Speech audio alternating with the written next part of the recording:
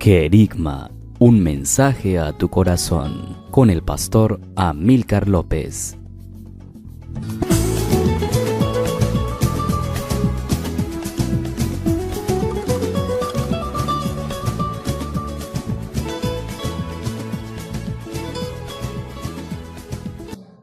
Padre, te agradecemos porque en esta hora nos disponemos a escuchar tu palabra.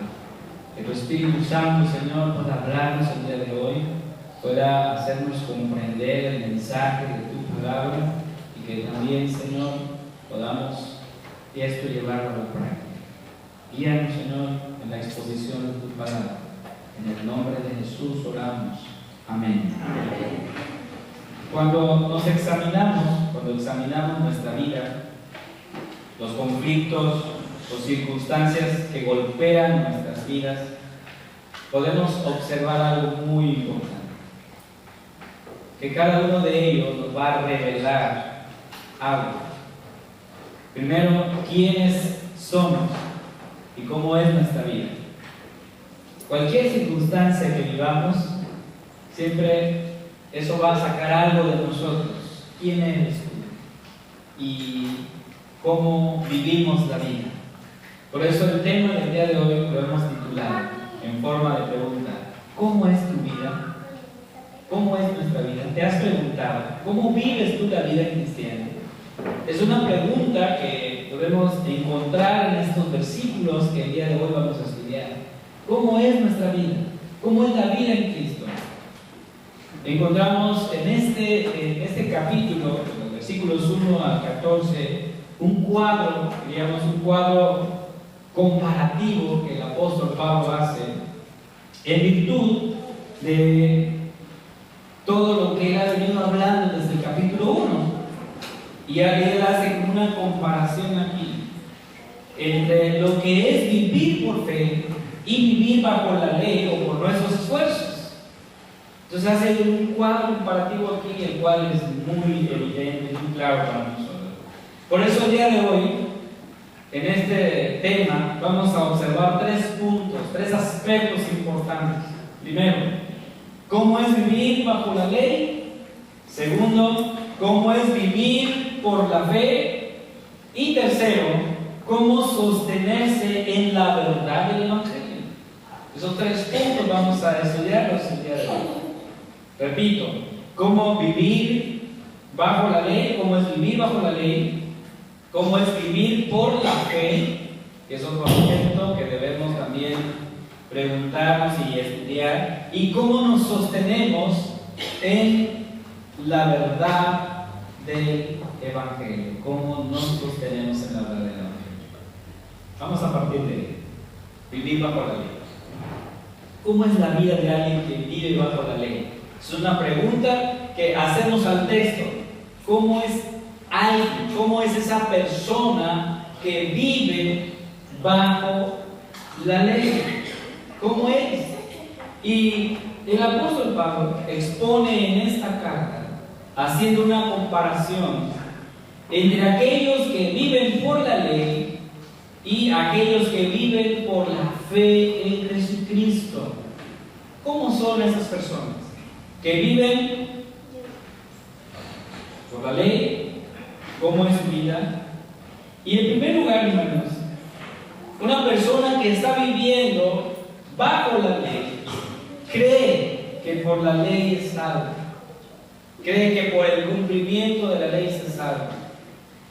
Y el apóstol Pablo nos habla aquí duramente porque dice: bueno, si tú estás viviendo, quieres vivir bajo la ley, considera, eres un desobediente para empezar, ¿sí? Y ahí en el versículo 1 él dice: oh Gálatas insensatos, ¿qué nos fascinó para no obedecer? Dice: a la verdad. Entonces, vivir bajo la ley es vivir en desobediencia. Entonces, de alguna manera es rechazar la gracia de Cristo. Cuando nosotros vivimos bajo la ley, queremos vivir bajo la ley, estamos rechazando la gracia del Señor. Por eso en el capítulo anterior, capítulo 2, versículo 21, el apóstol mencionó lo siguiente. Él dice: no desecho la gracia de Dios, pues si por la ley fuese la justicia, entonces por demás murió Cristo. Si queremos vivir bajo la ley, estamos rechazando la gracia de Dios y estamos en desobediencia, dice aquí el apóstol. Y no solo eso, ¿cómo es la vida de alguien que vive bajo la ley? Se cree autosuficiente. Vean el versículo 2, dice: esto solo quiero saber de vosotros. ¿Recibisteis el Espíritu por las obras de la ley o por el oír con fe? Ser autosuficientes. Los hermanos estaban pensando, de hecho el pensamiento que ellos tenían era: por nuestra obediencia, es que somos tan obedientes, el Espíritu Santo llegó a nuestras vidas. Ese es el pensamiento de alguien que está viviendo bajo la ley, y así estaba pensando la iglesia de los Gálatas. Decían: es que somos tan obedientes, y por ser tan obedientes el Espíritu llegó a nosotros, el Espíritu Santo. Y no solo eso, dice: por nuestra obediencia, porque somos muy obedientes, hemos alcanzado la perfección que Dios demanda. Por eso el apóstol Pablo, en sus cartas, él derriba ese argumento y dice, hablando a la iglesia de los Filipenses, capítulo 1, versículo 6: estoy convencido de esto, que el que comenzó tan buena obra en ustedes la irá perfeccionando hasta el día de Jesucristo. ¿Quién nos perfecciona? Dios. Yo, aunque me esfuerce todo el tiempo por orar, por leer, no voy a alcanzar esa perfección, porque la perfección es de Cristo, viene de Él. ¿Sí? Por eso este reformador que lo hemos mencionado, Martín Lutero, dijo: los cristianos, dice, son simultáneamente justos y pecadores. Justos porque hemos sido declarados justos, pecadores porque todavía seguimos pecando. ¿O alguien aquí el día de hoy se considera no pecador? Que diga, que levante su mano y que lo exprese. ¿Verdad que no? Pero somos pecadores, todo el tiempo le ofendemos, le fallamos al Señor, pero en su gracia, amados hermanos, Él nos perdona. Pero a veces podríamos llegar a pensar que no somos tan pecadores. Eso es otro problema. Podría usted aceptar el día de hoy y decir: bueno, yo soy pecador, pero no tanto como aquel, como aquella. ¿Verdad? También puede pensarse así. Y algunos estaban pensando de esa manera. Y otros, es un aspecto que también nos pega un poco fuerte. Versículo 5 dice ahí el apóstol: aquel pues que os suministra el Espíritu y hace maravillas entre vosotros, ¿lo hace por las obras de la ley o por el oír con fe? ¡Wow! Muchas personas creen que por su obediencia Dios los bendice.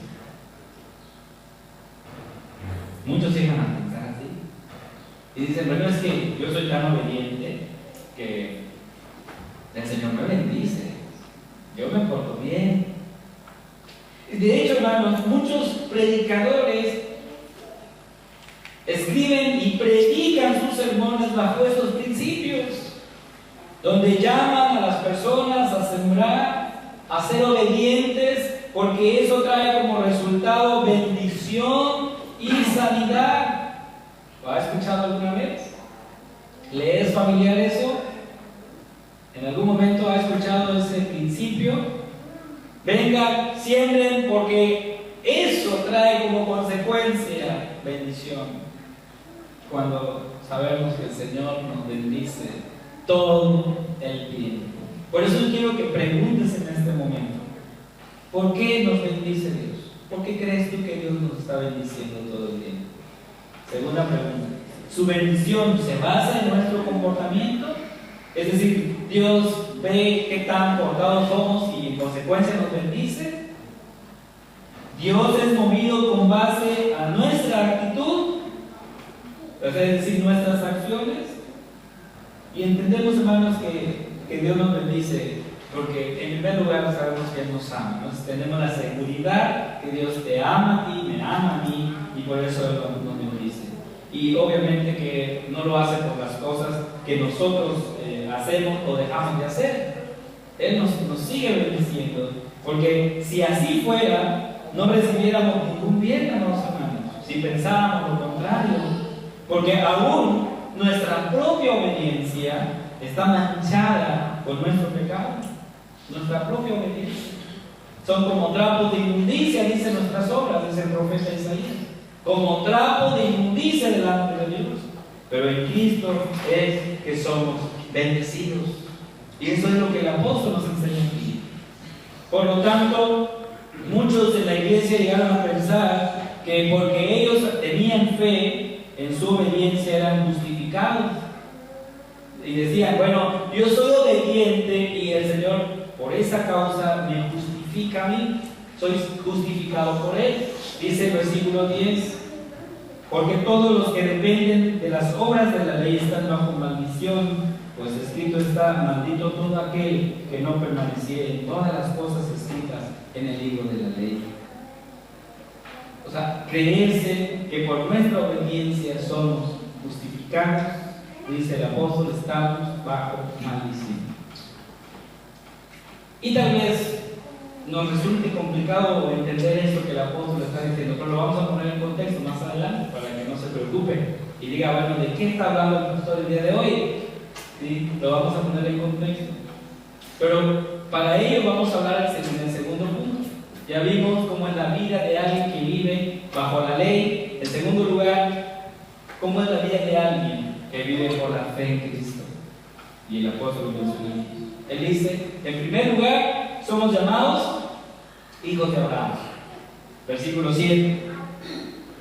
Sabed por tanto que los que son de fe, estos son hijos de Abraham. ¿Ok? Segundo, en Cristo participamos de las bendiciones de Abraham. Versículo 8 y 9. De modo que los de la fe son bendecidos con el creyente Abraham. ¿Verdad? En Cristo participamos de eso. En Cristo somos justificados, versículo 11. Y aquel que por la ley, dice, y que por la ley ninguno se justifica para con Dios. Es evidente, porque el justo por la fe vivirá. Entonces, me quiero detener aquí, porque estamos hablando de alguien que vive por la fe en Jesucristo. ¿Cómo es esa persona? Y me llama la atención la frase que el apóstol utiliza aquí. El justo por la fe vivirá. ¿Lo ha escuchado en otra parte, en otro lugar?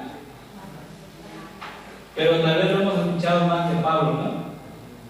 ¿Verdad? Pablo como que hizo célebre esta frase, justo por la fe vivirá. Pero no, hermanos, esto estaba desde el Antiguo Testamento. De hecho, el profeta Habacuc lo mencionó. Habacuc, capítulo 2, versículo 4, él dice: he aquí que aquel cuya alma no es recta se enorgullece, mas el justo por su fe vivirá.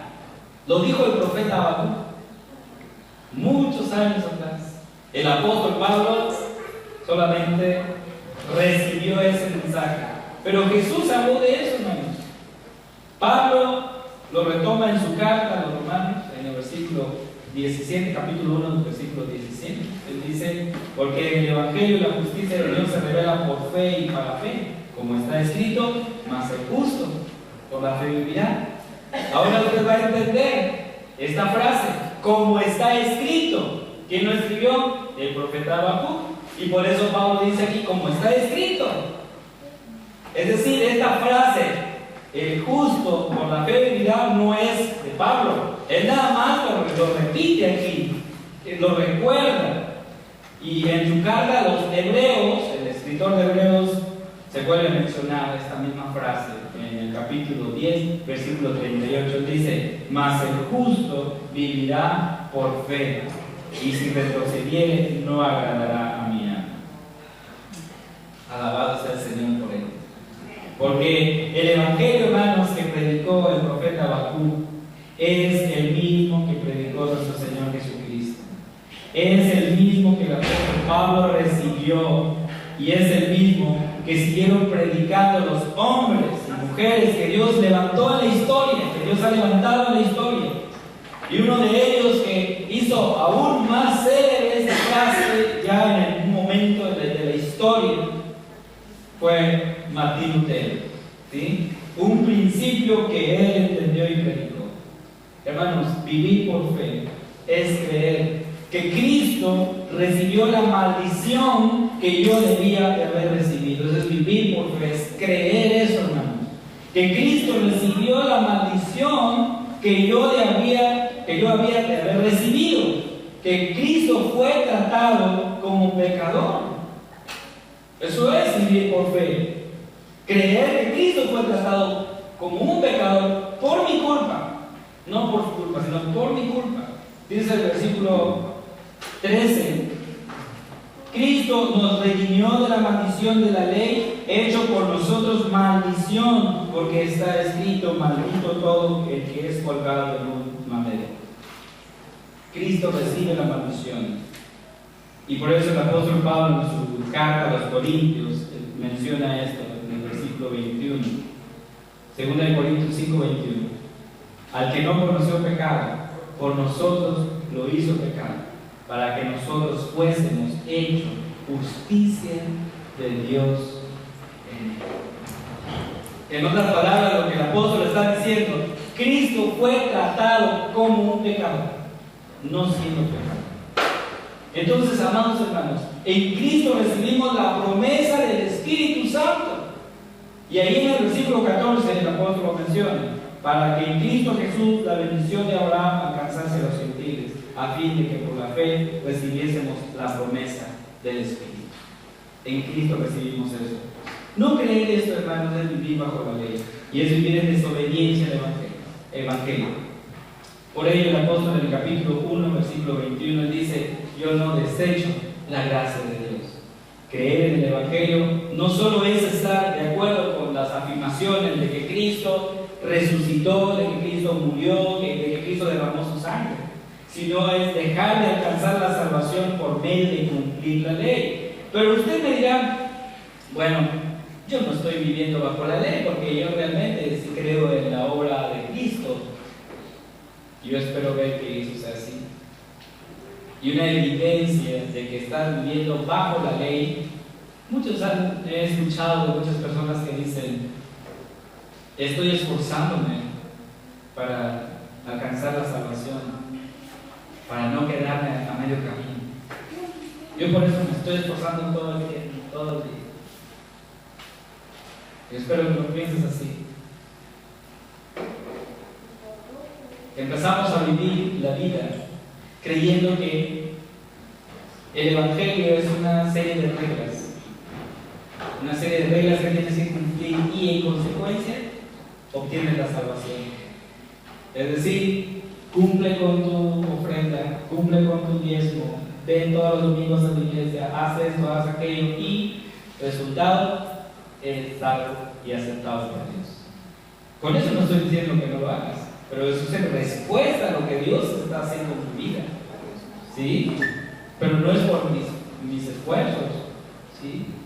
El Señor ya me ha aceptado y lo ha hecho solamente por su gracia. Por eso tenemos que pedir al Espíritu Santo que nos ayude a entender su palabra, su Evangelio. Y el día, amados hermanos, que entendamos el Evangelio de Cristo, como dice el doctor Roberts, ese día dejaremos de quejarnos, dejaremos de hablar en contra de Dios, de cuestionarle a Dios, y de ese día empezaremos a humillarnos ante su santidad y ante su presencia. Solamente ese día. Por eso iniciaba mencionando que las circunstancias, los conflictos van a revelar algo de nosotros, quiénes somos y si en realidad estamos andando en la verdad del Evangelio. Los conflictos nos van a sacar. Por eso, hermanos, el Espíritu Santo nos ayuda a entender su palabra. Recuerden aquel episodio cuando Pablo se encontró con una mujer llamada Lidia. Dice el texto que era de la ciudad de Tiatira. Vendía telas de púrpura, que adoraba a Dios, y dice: y el Señor abrió su corazón para que recibiera lo que Pablo decía. O sea, el Espíritu Santo es el que abre nuestro entendimiento para entender su palabra. Entonces el Espíritu Santo no obra por separado, hermanos. Desde el momento en que creemos, el Espíritu Santo llega a vivir en nuestro corazón. El Espíritu Santo no llega cada vez que tú vienes a la casa de Dios y se va. No, Él está siempre, todo el tiempo con nosotros. Porque el Espíritu Santo es el consolador, es nuestro paracleto. Es el que está a nuestro lado, ayudándonos. ¿Sí? No es que se va y está de vacaciones allá en Acapulco o en Cancún, no. O sea, el Espíritu Santo está todo el tiempo con nosotros, ayudándonos en nuestras debilidades. Por eso el apóstol Pablo no puede entender esto que está pasando en la iglesia de los Gálatas. O sea, no es posible, y por eso en el versículo 1 y versículo 3 él usa dos frases importantes. Él dice, insensatos, que en su traducción sería necios o tontos, ¿sí? Y necios, o sea, desobedientes. ¿Quién les enseñó a vivir de esa manera? ¿Sí? Cuando el Espíritu Santo, hermanos, aplica esta verdad a nuestro corazón, adquirimos una responsabilidad, y es esta: predicamos el Evangelio todo el tiempo. Es decir, el punto número 3, ¿cómo nos sostenemos en la verdad del Evangelio? Tenemos que predicarnos. Decía Martín Lutero, dice, todo el tiempo nos olvidamos del Evangelio, así que todo el tiempo debemos predicarnos el Evangelio. ¿Sí? Y la esencia del Evangelio, hermanos, como lo hemos visto, no es cómo vivir la vida cristiana, sino que realmente es preguntarnos, ¿qué ha hecho Jesús por nosotros en la cruz? ¿Qué hizo Jesús? No es cómo vives la vida cristiana, sino ¿qué hizo Jesús por ti? Este es el mensaje que predicó el apóstol Pablo a la iglesia. Ahí en Corintios capítulo 1, versículo 2 dice, así que, hermanos, cuando fui a vosotros para anunciaros el testimonio de Dios, no fui con excelencia de palabras o de sabiduría, pues me propuse no saber de vosotros cosa alguna, sino a Jesucristo y a este crucificado. 1 Corintios 2, versículos 1 a 5. ¿Cuál fue el mensaje? Predicar a ese Cristo crucificado. Es el deber que nosotros tenemos, es la responsabilidad que cada uno de nosotros tenemos, hermanos. El Evangelio no es una guía sobre cómo debemos hacer las cosas, sino la proclamación de lo que ha sido hecho por nosotros. ¿Qué hizo Cristo por ti? Pablo hace un contraste entonces entre creer y guardar la ley.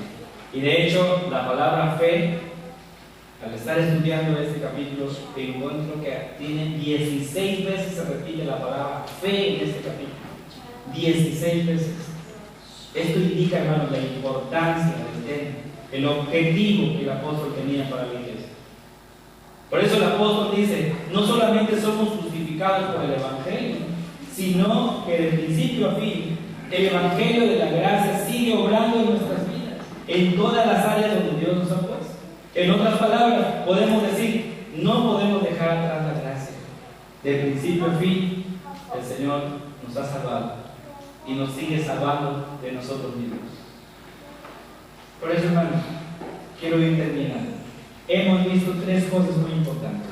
Primero, cómo es la vida de alguien que vive bajo la ley. Segundo, cómo es vivir por la fe. Y tercero, cómo nos sostenemos en la verdad del Evangelio. La respuesta es predicándonos el Evangelio, predicar el Evangelio todo el tiempo. El mensaje del apóstol Pablo fue contundente. Cristo es el objeto de nuestra predicación y no puede ni habrá otro medio para ser salvos, para ser justificados, para ser aceptos ante Dios. En otras palabras, amados hermanos, en Cristo somos aceptos en el amado, en Cristo somos salvos. Nada de lo que yo haga o deje de hacer ganará el favor de Dios. Tú no puedes ganar el favor de Dios. Tú no puedes ganar la bendición de Dios. Por eso el apóstol Pablo lo mencionó y lo volvemos a recordar en esta hora. Pero por la gracia de Dios, soy lo que soy. Por la gracia de Dios. Somos lo que somos. Vivamos así entonces. Como personas justificadas. Como personas que el Señor nos ha salvado. para llevar su mensaje, su evangelio, a aquellos que todavía no lo han escuchado. Y en este día, amados hermanos, en el que celebramos la cena del Señor, somos invitados a acercarnos a la mesa con fe, creyendo que la sangre de Cristo nos ha limpiado de todo pecado y que la Pascua es, en primer lugar, significa la liberación. Hemos sido vividos, hemos sido redimidos por la sangre de Cristo. Pero también esta Pascua nos recuerda el regreso de nuestro Salvador. ¿Usted lo cree así? Amén. Que el Señor entonces confirme su palabra en nuestros corazones.